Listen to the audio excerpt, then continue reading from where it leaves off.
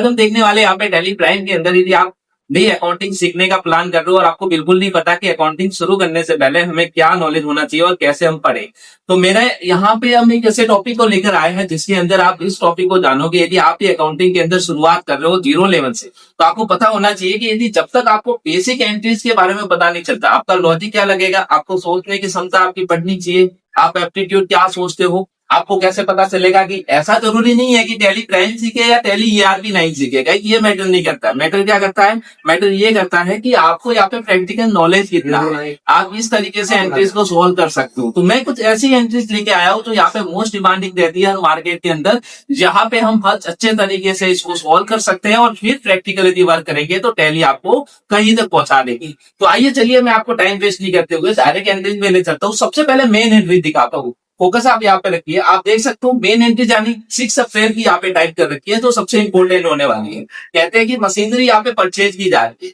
वो भी देखिए 2,50,000 की मशीनरी एक बार परचेज की जा रही है और साथ ही साथ यहाँ पे इंस्टॉलेशन एक्सपेंस भी दिया हुआ है। अब आपको सोचने की जगह क्या आएगी, आप कुछ लोग ऐसा सोच लेते हैं कि सर यहाँ पे क्या होगा कि मशीनरी की एंट्री अलग होगी या फिर यहाँ पे इंस्टॉलेशन एक्सपेंस जो है इसकी एंट्री अलग होगी, तो यही लॉजिक हमें क्या कर लेता है, लेट होता है। तो आपको ऐसा नहीं करना है, आपको समझना है, हर एंट्रीज को अच्छी तरीके से समझते हुए इस एंट्रीज को करना है। देखिए मशीनरी परचेज कर रहे हैं 2,50,000 की, एंड इंस्टॉलेशन एक्सपेंस भी क्या हो रहा है, पेड हो रहा है। कितने का हो रहा है भाई साहब, 50,000 का हो रहा है। गाइस आपको कुछ नहीं करना, 2,50,000 का यहाँ पे मशीनरी परचेज हो रहा है और इंस्टॉलेशन एक्सपेंस कितना है, 50,000 का। पहले ही आप मन में या फिर अलग आप रफ कार्य के अंदर आप 2,50,000 और 50 को जोड़ दो, टोटल अमाउंट कितना हो गया, 3 लाख।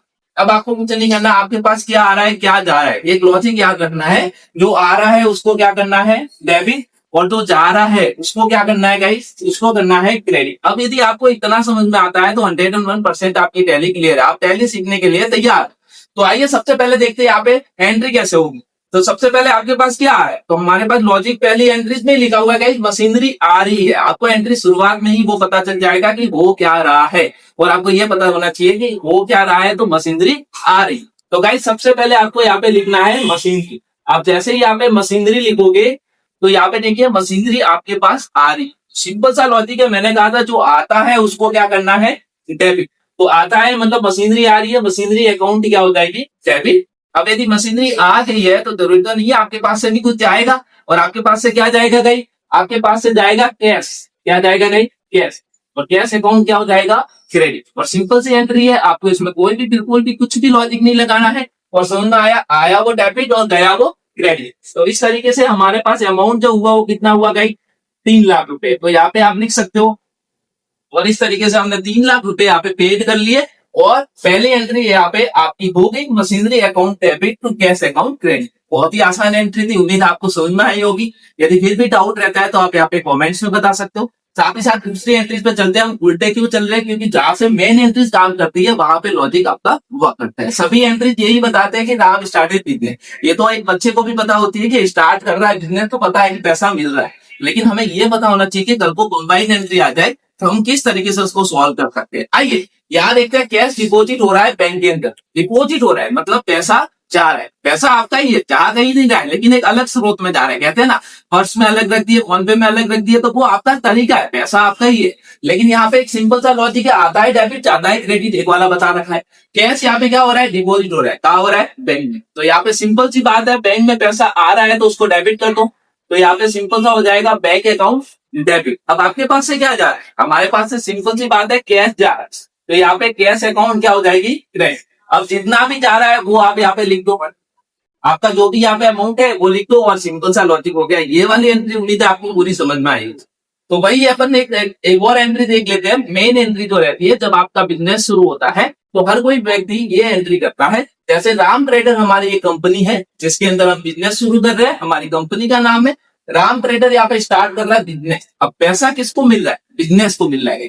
तो हमारे पास इस बार क्या हो रहा है, पैसा आ रहा है। इस बार कैश क्या हो जाएगी, इस बार कैश डेबिट हो जाएगी। क्यों, क्योंकि हमारे पास कैश आ रही। तो हम यहाँ पे लिख सकते हैं कैश अकाउंट, यहाँ पे लिखा कैश अकाउंट डेबिट। सिंपल सी एंट्री है। सेकंड ऑप्शन क्या रहेगा, अब पैसा कहाँ से ला रहा है, कौन लेके आ रहा है भाई, तो ये पैसा लेके आ रहा है राम, और राम कंपनी का ऑनर है, मालिक है। या तो आप कैपिटल लिख सकते हो, क्योंकि राम को टैली की भाषा में कैपिटल बोला जाता है, या फिर आप डायरेक्ट राम का नाम लिख सकते हो, कोई दिक्कत नहीं है।